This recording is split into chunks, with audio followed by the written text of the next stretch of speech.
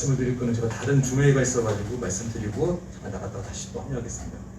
지금까지 사모펀드 피해와 관련된 여러 주제가 있었습니다. 이제 주로 규제 완화라든지 공급 규제 개편이라는 게 있었는데, 그거 말고 또 하나의 이제 피해를 이제 예방하기 위해서는 금융회사도 바뀌어야 된다라는 부분에 대해서 토론회가 진행된 걸로 알고 있고, 거기에 전적으로 동의하고요.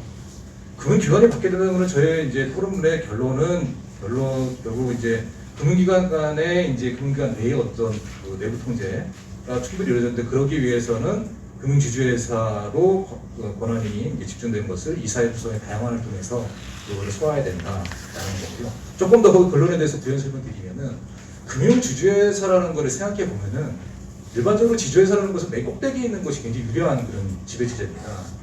뭐 회장도 될 수도 있고, 아니면 맨 꼭대기 지주회사 될 수도 있고, 지배력이라든지 경제력이라든지 맨 꼭대기에 집중하는 회사인데, 일반 회사 같은 경우에서는 그것이 옛날에 IMF일 때 순환출자를 연쇄 부도를 막기 위해 가지고 공정거래법에서 지주회사가 이제 도입이 된 겁니다.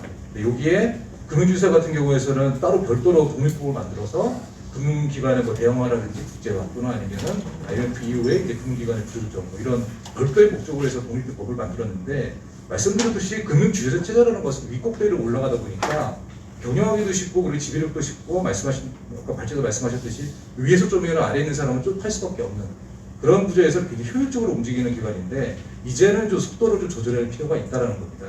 예, 그래서 그런 방법으로서 어떤 것이 좋을까를 고민해 봤을 때, 이사 구성을 다양화해서 그 다양성을 통해서 지주회사에서 돈 벌어, 비이자 수익이라든지 펀드 많이 팔아가지고 돈 벌어, 이런 거를 좀 막아야 될 그런 필요성이 있다고 보여지고요. 그런 차원에서 구체적으로 말씀을 드리면은, 이사회 구성을 다양화한다는 건 되게 좋은 말인데, 그 좋은 말을 실현하는 방법이 뭘까라는 것이 이제 문제가 될 것입니다. 50페이지 나와 있듯이 제 개인적인 경험으로는, 그러니까 셀프 연임이라고 자기들끼리 모여가지고 자기들끼리 선임하는 이 셀프 연임 문제는, 참호 구축 효과라고 보이는 이 셀프 연임 문제는 주식회사와 같은 어떤 그 영리법인 이외에 비영리법인도 똑같은 문제가 나옵니다. 이사들이 자기들끼리 이제 계속 연구하는 자식들한테, 지인들한테 그런 거 연립해서 나오는 건데, 비영리법인 같은 경우 특이한 제도가 있습니다. 비영리법인 같은 경우는 학교법인이나 사회복지법인 같은 경우에서는 주무관청에서 일정 비율 이상 같은 경우는 계속적으로 세키를 공급을 합니다.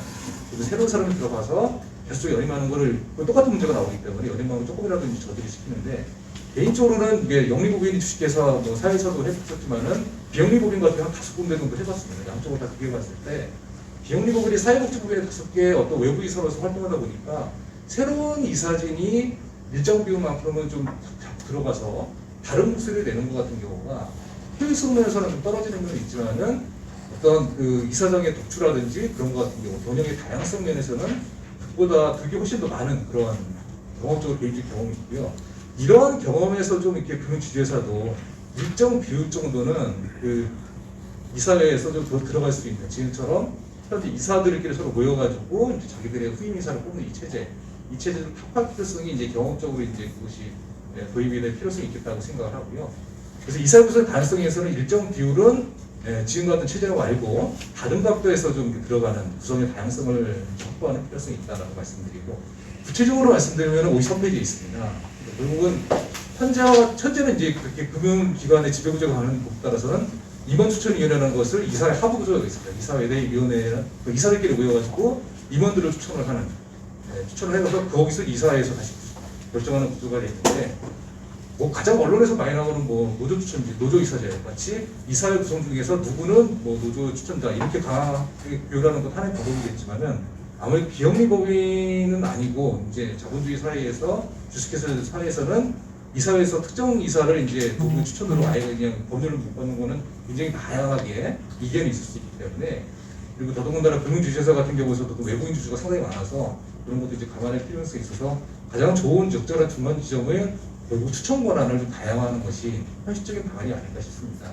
그 중에 하나가 이제 뭐 노동자 추천 이사제 될 수 있겠지만은, 금융주식회사 같은 경우는 특이하게 지배구조가 금융 지배구조 법률에서 말씀드렸던 임원 추천위원회가 있습니다. 그래서 결국은 임원 추천위원회, 이사회 구성의 다양성을 위해서는 그 전 단계인 임원 추천위원회 구성을 다양화할 필요성이 있다고 보이고요. 거기에 대한 의견을 드리고, 그 다양성 면에서 어떤 그러면 추천자가 들어가면 좋을까라고 생각했을 때, 가장 좋은 건 내부자인 직원, 노조, 뭐 일단 기본적으로 들어가고, 그리고 다음에 소비자단체 이것도 들어가야 되고, 또 하나 요즘 와가지고 생각하는 건, 오늘 마침 토론자로 이제 이성득 교수님이 계시는데, 보면은 이제 금융감독당국이 이제 금융 전문가들 많이 있고 거기서 금융당국이 만약에 이사에 추천 들어가게 되면은 관심 논쟁이 있는데 이성근 교수님 같은 경우에서는 이제 금융산하의 증손이 비상임 민간위원이기 때문에 그러한 금융당국의 어떤 그 산하위원회 중에서 민간위원들 같은 경우에서는 전문성도 있고 관심원 중에서 좀 자유로울 수도 있고 그래서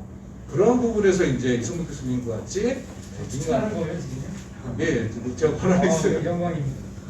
그렇지만 다양할 수 있는 아이들은 굉장히 많을 것 같습니다. 그래서 법률에 따라서 이번 추천위원회를 반드시 이사들만 구성하지 않고 다양한 구성원으로 모조 그리고 후기자 단체 그리고 이제 금융산하의 어떤 전문가로서의 민간위원들 이렇게 좀 다양성을 해가지고 지금처럼 셀프 추천이라든지 참여고치 효과를 이제는 좀 깨뜨려야 되겠다라는 것이 이제 제 토론자 의견으로 마치겠습니다.